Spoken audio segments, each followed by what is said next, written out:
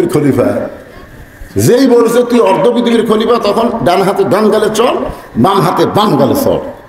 আচ্ছা আপনারা বলেন তো, এটা দুনিয়ার কেউ শুনছে?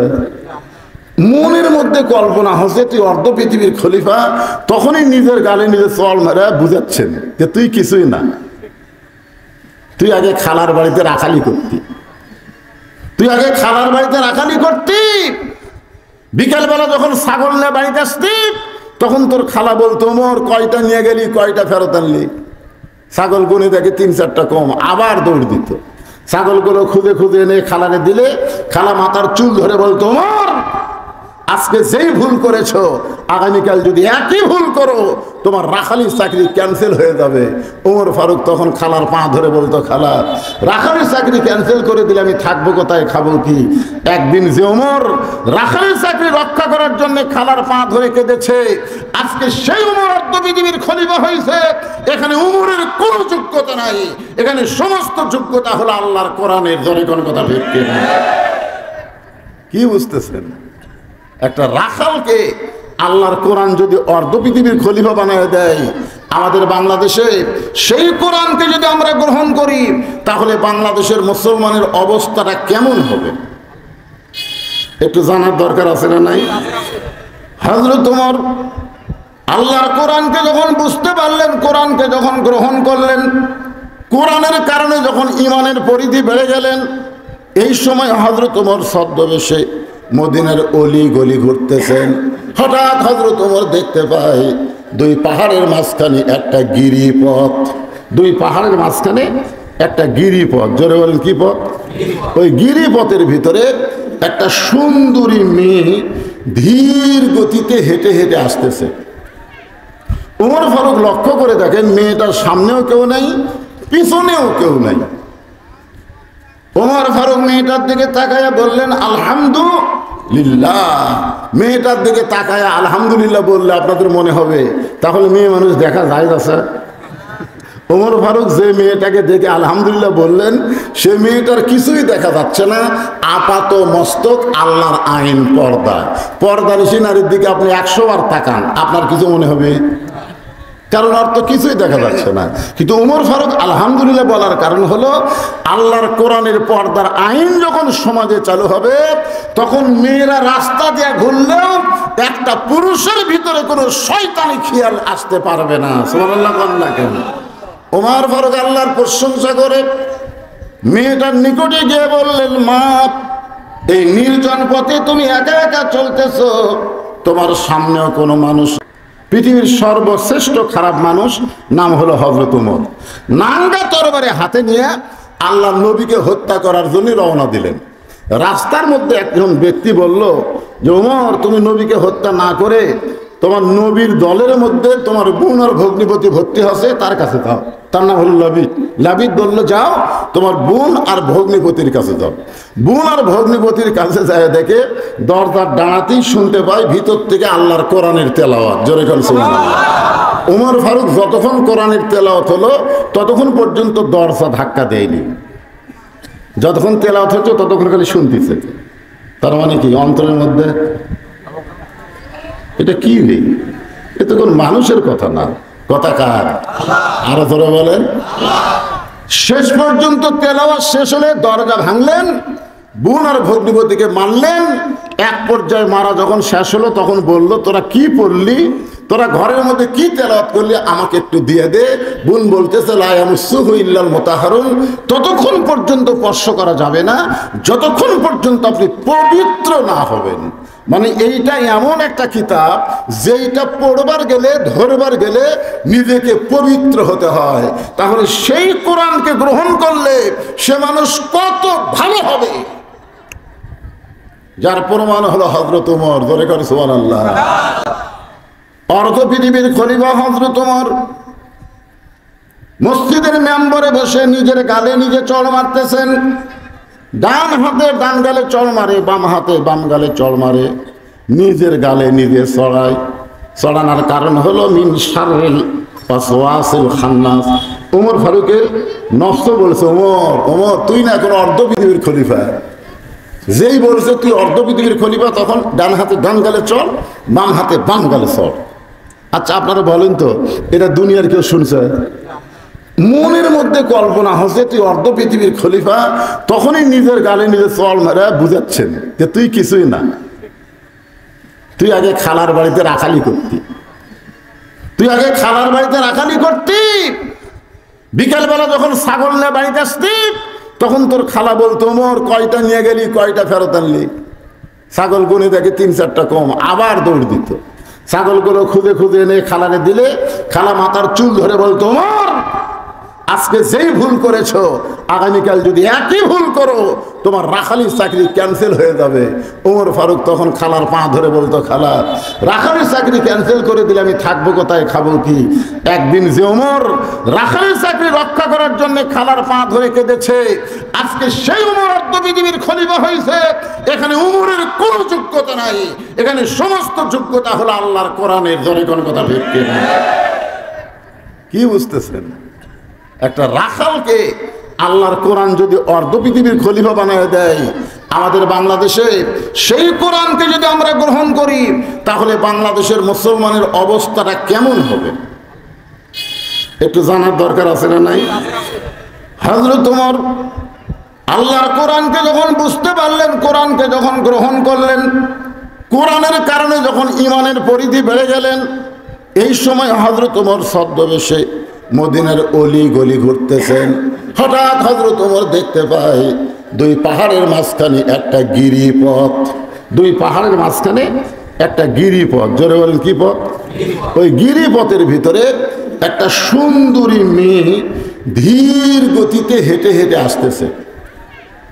ওমর ফারুক লক্ষ্য করে দেখেন মেয়েটার সামনেও কেউ নাই, পিছনেও কেউ নাই। ওমর ফারুক মেয়েটার দিকে তাকায়া বললেন আলহামদুলিল্লাহ। মেয়েটার দিকে তাকায়া আলহামদুলিল্লাহ বললে আপনাদের মনে হবে তাহলে মেয়ে মানুষ দেখা যায় না স্যার? ওমর ফারুক যে মেয়েটাকে দেখে আলহামদুলিল্লাহ বললেন সে মেয়েটার কিছুই দেখা যাচ্ছে না, আপাত মস্তক আল্লাহর আইন পর্দা। পর্দানিশী নারীর দিকে আপনি 100 বার তাকান আপনার কিছু মনে হবে? কারণ আর তো কিছুই দেখা যাচ্ছে না। কিন্তু ওমর ফারুক আলহামদুলিল্লাহ বলার কারণ হলো আল্লাহর কোরআনের পর্দার আইন যখন সমাজে চালু হবে তখন মেয়েরা রাস্তা দিয়ে ঘুরলেও একটা পুরুষের ভিতরে কোনো শয়তানি খেয়াল আসতে পারবে না। সুবহানাল্লাহ বলেন না কেন? ওমর ফারুক আল্লাহর প্রশংসা করে মেয়েটার নিকটে গিয়ে বললেন মা, এই নির্জন পথে তুমি একা একা চলতেছো, তোমার সামনেও কোনো মানুষ নাই, পিছনেও কোনো মানুষ নাই, তোমার অন্তরে কি কোনো ভয় ডর লাগতেছে না? মেয়েটা হেজাবের ভিতর থেকে বলে পথিক তুমি কি হযরত ওমরকে চিনো? সাল্লাল্লাহু বলেন। মেয়েটা কাকে বলতেছে? ওমরকে বলতেছে পথিক তুমি কি হযরত ওমরকে চেনো? যদি ওমরকে চিনতা তাহলে এরকম বেসাইজা কথা বলতো না। ওমর ফারুক বললেন মা আমি কি বেসাইজা কথা বললাম? মেয়েটা বলতেছে পথিক তুমি জানো ওমর যেদিন থেকে আল্লাহর কোরআন দিয়ে রাষ্ট্র চালায় সেদিন থেকে পৃথিবীর এক প্রান্ত থেকে আর একটা প্রান্তে একটা মহিলা যাবে, সেই মহিলার কলিজায় আত্তাকুল্লাহ হাক্কা তুকাতিহি, একমাত্র আল্লাহ ছাড়া অন্য কারো ভয় থাকবে। এই নিয়ে একটা গানও আছে না নাই? সেদিন ষোড়শী নির্জন পথে যাবে, কোনো জন কটু কথা কবে না, পথে আর প্রান্তরে সম্পদের মোহে পড়ে খুন আর রাহাজানি হবে না। আমার সঙ্গে এখন বলা লাগবে সবাই, যদি মেনে চলি কোরআন, জোরে বলেন, যদি মেনে চলি কোরআন আর রাসূলের বিধান, সকলেই শান্তিতে থাকবে, বাংলার আকাশে কলেমার পতাকা যেদিন দুলবে। কলেমার পতাকা যদি বাংলাদেশের আকাশে তোলে তাহলে পহেলা বৈশাখ পালন হবে না, পহেলা বৈশাখ হিসাবের একটা তারিখ হবে। জোরে কোন কথা ঠিক কি না? মুসলমান পহেলা বৈশাখ পালন করা হলো হিন্দুদের সংস্কৃতি। আজকে তুমি মুসলমানের বাচ্চা হয়ে পহেলা বৈশাখ পালন করো, আল্লাহর কোরআনের আইন যখন চলবে পহেলা বৈশাখ একটা হিসাবের তারিখ হবে যে বাংলা তারিখের প্রথম দিন। জোরে কোন কথা ঠিক কিনা? এ ঢাক ঢোল বাজায় আনন্দ করা হ্যাঁ, ওমর ফারুক চোখের পানি বের করে বললেন, মা তুমি যে ধীর গতিতে চলতেছো, তোমার চলা দেখে আমার মনে হয় তোমার ভিতরে কোনো দুঃখ আছে। মেয়েটা বলতেছে, পথিক আসলে আমি একজন দুঃখী নারী, আজকে 6 দিন হলে হযরত ওমরকে আমি খুঁজতেছি। আমি আসলে একজন কি নারী? দুঃখী নারী। কিন্তু আজকে 6 দিন হলে কাক খুঁজতেছে? হযরত ওমরকে আমি খুঁজতেছি। যদি ওমরকে খুঁজে পাই তাহলে আমার দুঃখের কথা তাকে একটু বলবার চাই। ওমর ফারুক বললেন, মা তুমি কি পাগলি নাকি? ওমরকে যদি পাবার চাও তাহলে রাষ্ট্রভবনে যাও, গণভবনে যাও, বঙ্গভবনে যাও। ওমর হচ্ছে অর্ধ পৃথিবীর খলিফা, আর সেই ওমরকে তুমি 2 পাহাড়ের মাঝখানে খুঁজতেছো। ওমর কি উট দুম্বা নাকি? ওমরকে পাবার গেলে সংসদ ভবনে যাও, গণভবনে যাও, রাষ্ট্রীয় ভবনে যাও। মেয়েটা মানে পথিক, মুখ সাবধান করে কথা বলো। সুবহানাল্লাহ বলেন না? আল্লাহর কোরআন যখন রাষ্ট্র চলবে তখন নেতা খোঁজা লাগবে না, নেতারাই দুঃখী মানুষকে খুঁজে বেড়াবে। আমার বিশ্বাস 6 দিন হলে উমরকে খুঁজতেছি, আর 1-8 দিনের মধ্যেই উমরকে আমি পেয়ে যাব। যদি না পাই তাহলে আসল জায়গার বিচার দিব। আপনার বলেন তো আসল জায়গা কোনটা? যখন হাসিনা অত্যাচার করতে করতে সীমা অতিক্রম করলো, জেলখানার মুফাসসিরকে হাসপাতালে নিয়ে গিয়ে হত্যা করলো, তখন কিন্তু বাংলার মানুষ আর কোনো কোর্ট কাছারিতে যায়নি। প্রত্যেকটা মানুষ তাহাজ্জুদের নামাজ পড়ে আসল জায়গায় আল্লাহ বিচার দিছে। জোরে কোন কথা ঠিক না? সবাই বলেছে আল্লাহ, যার কেউ নাই তার তুমি আছো আল্লাহ। এভাবে কি বাংলাদেশ চলবে? বাংলাদেশ কি কোনোদিন পরিবর্তন হবে না? আল্লাহ মানুষের চোখের পানি কবুল করে আজকে যাই বলেছে আমার বাপের দেশ, আমার দেশ। এখন 5 তলা উঠে 1.5 লাখ টাকার খাট, 12,000 টাকার কম্বল ওড়ে তামানি দিয়ে বলতেছে আমার বাড়ি, আমার ঘর, আমাক নামাইকে। 9টার সময়। ধরে কোন কয়টার সময়? আচ্ছা আপনারা বলেন তো, এটা ঘুমের দোয়া? হ্যাঁ, এটা ঘুমের দোয়া? ঘুমের দোয়া কি? আল্লাহুম্মা বিইসমিকা আমুতু ওয়া আহইয়াক। আমি ঘুমায় যাচ্ছি, ঘুম থেকে চেতন পাওয়ার ক্ষমতা আমার নাই। আল্লাহ যদি চেতন করে তাহলে আমি চেতন পাবো। জোরে কোন কথা ঠিক কি না? আর এই বেটা বলতেছে আমার বাড়ি, আমার ঘর, আমাক নামাইকে। রাত 9টার সময় বেটা ঘুমায় গেছে। 2 কান্দের 2 ফেরেশতা বলতেছে আল্লাহ ই যে নিয়ত করে ঘুমালো, এক নামানোর কেউ নাই। আল্লাহ রাত 3টার সময় একটা ভূমিকম্প দিছে। জোরে কোন কি কম্প? ভূমিকম্পে বিল্ডিং খালি একটু লড়ে উঠছে। যেই লড়ে উঠছে ওই এত ফোর্সে নামছে। যাই 9টার সময় কইছে হামাক নামাইকে, ওই রাত 3টার সময় এত ফোর্সে নামছে যে কম্বলের মধ্যে লুঙ্গি খোলা আছে, এই লুঙ্গিটাও পরার সময় পায়নি। আল্লাহ বলতেছে, ফেরেশতা বলতেছে আল্লাহ নামাইলা, তাই বলে ন্যাংটা করো নামালা। 41 সালের আগে হামাক নামাইকে আল্লাহ তাআলা 24 সালে ন্যাংটা করে নামাছে। জোরে জোরে কথা ঠিক কি না? কারণ ক্ষমতার মালিক মানুষ না, ক্ষমতার মালিক কে? তাহলে আমার সঙ্গে সকলে পড়েন, তাবারাকাল্লাযী বিয়াদিহিল মুলকু ওয়া হুয়া আলা কুল্লি শাইইন কাদির আল্লাযী খালাকাল মাউতা ওয়াল হায়াতা লিয়াবলুয়াকুম আইয়ুকুম আহসানু আমালান ওয়া হুয়াল আজিজুল গফুর। মেয়েটা বলতেছে পথিক সাবধান হয়ে কথা বলো। আল্লাহর কোরআন দিয়ে যখন রাষ্ট্র চলবে তখন নেতা খোঁজা লাগবে না, নেতারাই দুঃখী মানুষকে খুঁজে বেড়াবে। আল্লাহর কোরআন দিয়ে যখন বাংলাদেশ চলবে তখন একটা গরিব মানুষের ধনীর বাড়ি যাওয়া লাগবে না, প্রত্যেকটা ধনীরা গরিবের দরজায় দরজায় ঘুরবে। আপনি কি মনে করতেছেন আপনি গরিব হোসেন, দরজা খুলে বসে থাকেন, চেয়ারলে বসে থাকেন? ধনীরা এসে বলবি ভাই আমার 100 টাকার মধ্যে তোর 2.5 টাকা আছে, ভাই আমার 1000-এর মধ্যে তোর 25 টাকা আছে, 1 লাখের মধ্যে তোর 2,500, 1 কোটির মধ্যে 2.5 লাখ। তুই যদি টাকা না লেস তাহলে আমার জান্নাতে যাওয়া যাবি না। জাকাত ভাইলে তখন কয় না খায় মরমরে, কিন্তু তোর জাকাতের টাকা নেব না। একটা গরিব ইয়াকা নাবুদু ওয়াইয়াকা নাস্তাইন, গোলামি করে কার? সাহায্য চাই কার কাছে? আমার এলাকায় আমার এক দাদা ছিল, রোজার মাসে কেউ যদি তাকে ইফতারের দাওয়াত দিত, আমার দাদা বলতো না, সারাদিন কষ্ট করে রোজা আছে, তোর বাড়িতে ইফতার করবো না। কে রে, ইফতার করে সব সব তোর দেবো নাকি? তুই কি মনে করছো দরকার হলে পানি খাই ইফতার করবো রে, কিন্তু মানুষের বাড়িতে ইফতার করার দেবো না। আপনারা বলেন তো, একজনের বাড়িতে ইফতার করলে কি তার সব কমবি? কিন্তু আমার দাদার কথা, আমি না খাইব রোজা আছি, ওর বাড়িতে ইফতার করবো। বাংলাদেশে অনেক মানুষ আছে জাকাতের টাকা নিবার চাবি না, জোরে কোন কথা ঠিক কিনা? ওই এক ব্যাগ টাকা লিয়া 7 দিন ধরে ঘুরতেছে, একটা গরিবও জাকাত লেয় না। তখন কান্দের বলে, আল্লাহ, ধনী না হইয়া যেখানে কোরআনের আইন চালু আছে সেখানে গরিব হয় ভালো। 7টা দিন ধরে ঘুরতেছি, একটা মানুষও টাকা লেয় না। মনের দুঃখে মরুভূমির মধ্যে গেছে, দেখি কোনো গরিব পাই কিনা। যা দেখে একটা গাছের ছায়ায় বস্তা মাথাতে একজন ঘুম পাচ্ছে। তো বেগালা মনে করছে চাকরি গরিব পাচ্ছি। আসসালামু আলাইকুম, বস্তাওয়ালা লাভ দুটো বলতেছে আলহামদুলিল্লাহ। বেগালা কয়, কে রে ভাই, সালাম দিলাম, ওয়ালাইকুম আসসালাম না বলে আলহামদুলিল্লাহ কেন? বলে এক বস্তা টাকা 15 দিন ঘুরতেছি ভাই, গরিব পাইনি রে। তোকে গরিব মনে করে আল্লাহ শুকরিয়া আদায় করছে। আমি ঘুরি 7 দিন, তুই ঘুরিস 15 দিন, তাহলে গরিব? আমাদের বাংলাদেশে কোন গরিব থাকবে না। যত টাকা, 28 লক্ষ কোটি টাকা এই শালা শয়তানেরা পাচার করছে, জোরে কোনো কথা ঠিক কি না? এই টাকার যদি যাকাত গরিবদের দেওয়া হয়, একটা গরিবও বাংলার জমিয়ে থাকবে না।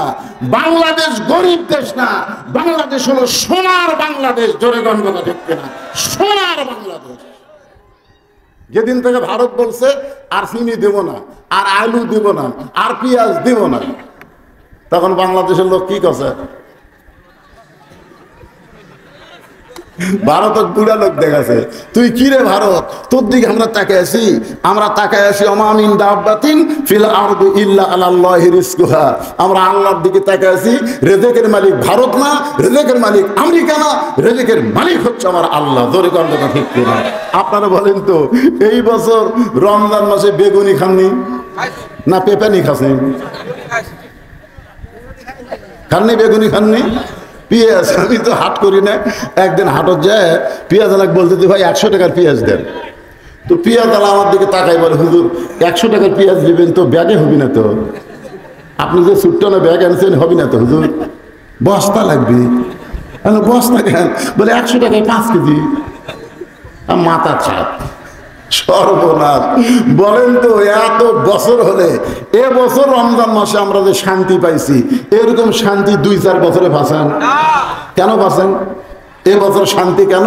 আর রেজালু কাওয়ামুনা আলা নিসা। আল্লাহ কোরআনে বলেছেন মরদ মানুষ মেয়ে মানুষের উপরে থাকো। এবার মরদ মানুষ উপরে আছে, মেয়েগুলো নিচে আছে। ধরে কথা কম না? হ্যাঁ, আমরা আল্লাহর কাছে দোয়া করব, ভবিষ্যতে বাংলার জমিনে মেয়েদের দিন শেষ, এখন মরদ মানুষের বাংলাদেশ। এই নিয়ত করেন, আর কোন মেয়ে মানুষও আমরা ম্যাডাম ম্যাডাম কর পারবো না। ভাই কি করছেন? কথা কন না কেন?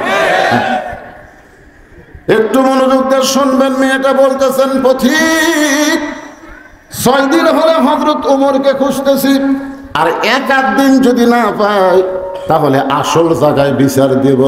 আসল জায়গা মানে কার কাছ? ওমর ফারুকের মধ্যে ভয় কার? হাক্কা তুকাতিহি। এত ভয়, ওমর ফারুক হাঁটু গেড়ে মেয়েটার সামনে বসে বলতেছে, মা তুমি 6 দিন হলে যেই ওমরকে খুঁজতেছ, আমি হইলাম সেই ওমর। মেয়েটা বলতেছে, আমিরুল মুমিনিন, তাহলে চোরের মতন একা একা ঘুরতেছেন, আপনার কোনো চামচা নেই? চিন্তা করে দেখেন তো, বাংলাদেশের মতন 96টা দেশের খলিফা। সুবহানাল্লাহ কন না কেন? আমাকে বাংলাদেশের মতন 96টা দেশের খলিফা হযরত ওমর একা একা ঘুরতেছে। মেয়েটা বলতেছে আমিরুল মুমিনিন, আপনি তো চোরের মতন একা একা ঘুরতেছেন, আপনার কোনো চামচা নাই। উমর ফারুক বলতেছে মা, চামচা পালার পয়সা আমি কোথায় পাবো? কারণ চামচা পালবার গেলেই টাকা লাগবে। জোরে কোন কথা ঠিক কিনা? আপনারা আগামীতে দেখবেন যে নেতার পিছনে যত বেশি চামচা থাকবে, বুঝবেন ওই নেতা তত বেশি মারু হবে। জোরে কোন কথা ঠিক কিনা? ওমর ফারুক চামচা কেমনে পালবে তার জীবনী পড়ে দেখেন। জুমার দিনে হযরত ওমর খুতবা দিচ্ছেন। জুমার দিনে এমন সময় মাঝখান থেকে একজন সাহাবী দাঁড়িয়ে বলতেছে আমিরুল মুমিনিন, আপনার খুতবা আমরা শুনবো না। ওমর ফারুক বললেন আমার অপরাধ কি? বলে আপনার অপরাধ হলো আমাদেরকে খাটো পাঞ্জাবি দিয়ে আপনি লম্বা জুব্বা পরে খুতবা দিচ্ছেন। খালি পাঞ্জাবি লম্বা হচ্ছে, তাহলে চামচা পালার অধিকার আছে? আমাদেরকে খাটো পাঞ্জাবি দিয়ে আপনি লম্বা জুব্বা পরে খুতবা দিচ্ছেন। এই লম্বা জুব্বা কোথায় গেলেন? যতক্ষণ না বলবেন ততক্ষণ আপনার খুতবা আমরা শুনবো না। সঙ্গে সঙ্গে উমরের চোখ দিয়ে দরদর করে পানি আসতেছে, দরদর করে পানি আসতেছে, আর মুখটা মুচকি মুচকি হাসতেছে। মুখটা মুচকি মুচকি হাসার কারণ কি জানেন? যে আল্লাহ তোমার কোরআন দিয়ে যতদিন বাংলাদেশ চলবে, নেতা ভুল করলে সাধারণ একটা মানুষ পর্যন্ত নেতার ভুল ধরার সাহস পাবে। আপনারা বলেন তো, মসজিদের ইমাম যতই দাওরা হোক, টাইটেল হোক, আসরের নামাজে 3 রাকাতে যদি বসে, একটা ভ্যান আলা আল্লাহ আকবার কর পারবে না? ইমাম কি বাস, দাওরা পাস, টাইটেল পাস, এত বড় যোগ্য ইমাম আসরের নামাজে 3 রাকাতে যেই বসেছে, ভ্যানালা চিন্তা করে আসরের নামাজে 2 রাকাত আর 4 রাকাত, কিন্তু 3 রাকাতে তো বসার নিয়ম নাই। ইমাম যেই বসেছে সামনে কাতারের মুসল্লিরা খেয়াল করেনি, কিন্তু 3 নম্বর কাতারে ভ্যানালা আল্লাহু আকবার। ইমাম মনে মনে কয় তুই যতই লোক মাদে 41 সালের আগে আমি ও মন না। এই মনে করি ইমাম যদি স্বৈরাচারী হয়ে বসেই থাকে, আপনারা বলেন তো মসজিদের মুসল্লি কার পক্ষে যাবে? ইমামের পক্ষে না ভ্যানালার পক্ষে? কার আইন চলতেছে? আল্লাহর আইন যেখানে চলবে সেখানে নেতা তুমি স্বৈরাচারী হওয়ার পারবে না। নবীর তরিকা মোতাবেক, আল্লাহর হুকুম মোতাবেক তোমাকে নামাজ আদায় করা লাগবে। জোরে কোন কথা ঠিক কিনা? বাংলাদেশ যখন আল্লাহর কোরআন দিয়ে চলবে, তখন নেতারা স্বৈরাচারী হবার পারবে না। আল্লাহর আইন এবং নবীর তরিকা মোতাবেক রাষ্ট্র চলান লাগবে। ধরে কোন কথা ঠিক কিনা? উমরের মুখটা মুচকি মুচকি হাসতেছে, রাগ করেনি। যে বেটা বলছে আমাদেরকে খাটো পাঞ্জাবি দিয়ে আপনি লম্বা জুব্বা করে খুতবা দিচ্ছেন, তার উপর হযরত ওমর কোনো রাগ করে নাই। এমন সময় আব্দুল্লাহ ইবনে ওমর বাবার পাশে দাঁড়ায় বলতেছে, রে নবীর সাহাবীরা, আমার বাবার লম্বা জুব্বা দেখে তোমরা লোকমা দিলে, কিন্তু আমার পরনে দেখো, আমার পরনে নতুন কোনো কাপড় নাই।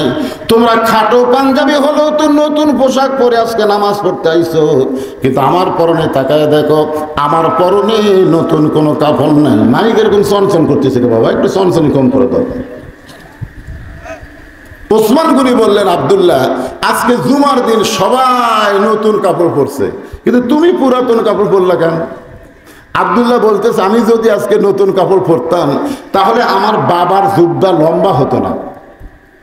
তোমরা দুনিয়ার সবাই যখন ঘুমায় যাও, আমার বাবা তখন ঘুমায় না। এরই নাম হলো খেলাফত। এরই নাম হলো কি? খেলাফত। হাসিনার রাজত্বকাল, খালেদা জিয়ার রাজত্বকাল, আর মুসলমানের হলো রাজত্বকাল না, মুসলমানের হলো খেলাফত কাল। জোরে কোন কথা ঠিক কিনা? এরই নাম খেলাফত। আল্লাহ কোরআনে বলে নাই যে দুনিয়াতে মানুষ তোমরা রাজত্ব করো। ওয়াইদ ক্বালা রাব্বুকা লিল মালাইকাতি ইন্নী জাইলুন ফিল আরদি খলিফা। রাজত্বের মালিক হচ্ছে আল্লাহ। তাবারাকাল্লাযী বিয়াদিহিল মুলক। গোটা পৃথিবীর রাজত্ব, কর্তৃত্ব, মালিকানা একমাত্র কার হাতে? মানুষ রাজত্ব। আব্দুল্লাহ গভীর রাত্রে চেতন পায় দেখে মা দরজাত খাড়া হয়ে আছে। আব্দুল্লাহ বলতেছে, মা এত রাত্রে দরজাত খাড়া হয়ে গেল? মা বলতেছে, বাবা তোর বাবা যেদিন থেকে মদিনার খলিফা হয়েছে সেদিন থেকে আর ঘুম পাড়ে না, সারা রাত মানুষের দুঃখ কষ্ট দেখে চোরের মতন। আব্দুল্লাহ বলতেছে, বাবা না হয় চোরের মতন দুঃখ কষ্ট দেখে, কিন্তু আপনি ঘুম পারবেন? বলে আমি ঘুম পারলে হবে? স্বামী যদি আমার জনগণের খেদমত করে তাহলে সেই স্বামীর জন্য আমার দোয়া করা লাগবে না? সুবহানাল্লাহ। আব্দুল্লাহ বলতেছে, দুনিয়ার সবাই যখন ঘুমায় তখন আমার বাবা চোরের মতন চুপি চুপি ঘুরে মানুষকে কেমনে আছে।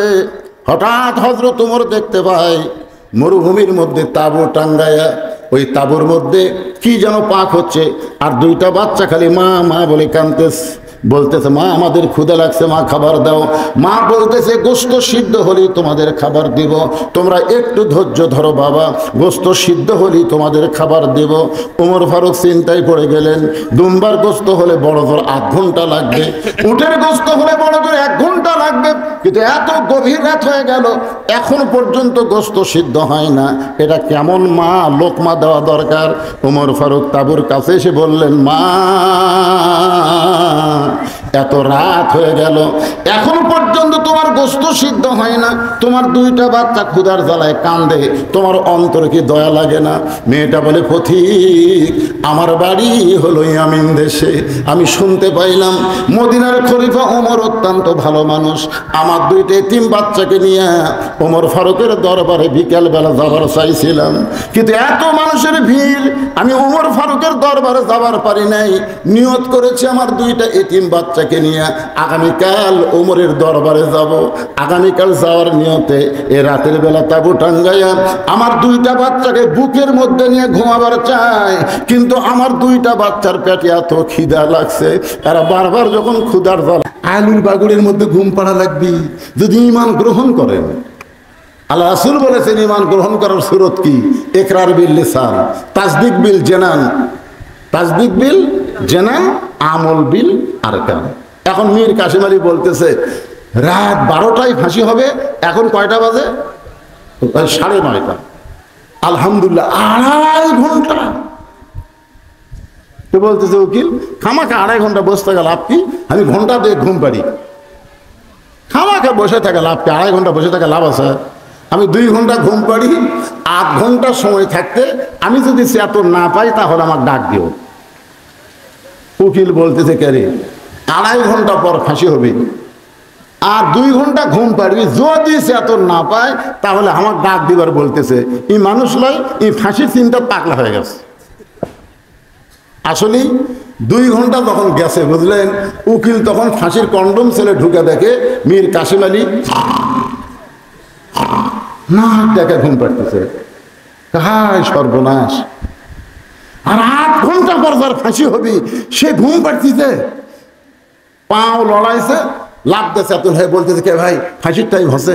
না স্যার এখন 8 ঘন্টা।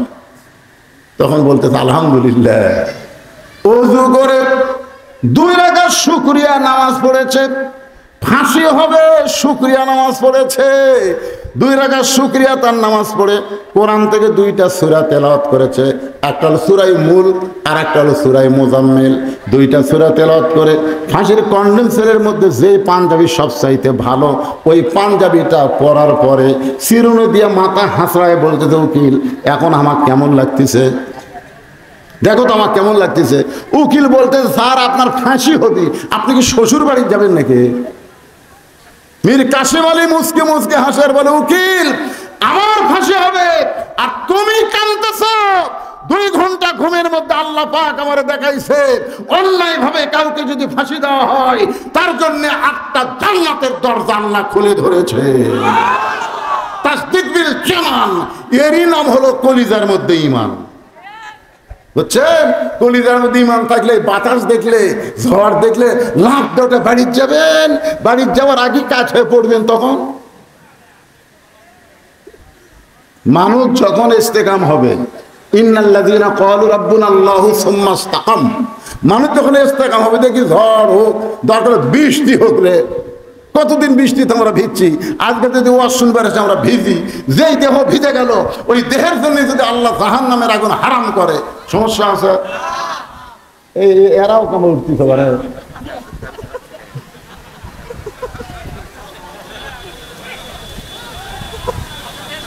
আচ্ছা ঠিক আছে, এই যে বাতাস আপনারা কি বন্ধ করবার চাচ্ছেন? না না, যদি বন্ধ করবার চান একটা কাজ করা লাগবে, দেখেন সাথে সাথে বাতাস বন্ধ, মেঘও যদি থাকে এখান থেকে সরে যাবে, করবেন? এই করা লাগবে না কি? এরকম বাতাস হলে আপনারা এখানে বাতাসের দিকে তাকাবেন, সামিয়ানের দিকে তাকাবেন, আর আমার দিকে তাকাবেন না, তাহলে হতে হবে। কেবল মেয়েটা বলতেছে আমার অপরাধ হলো ঈমান গ্রহণ করা মারাত্মক ওয়াজ আসতেছে। আর সেই সময় বাতাস, এই বাতাস বন্ধ হবে, বৃষ্টি বন্ধ হবে, গোরস্থানে উন্নয়ন করবে।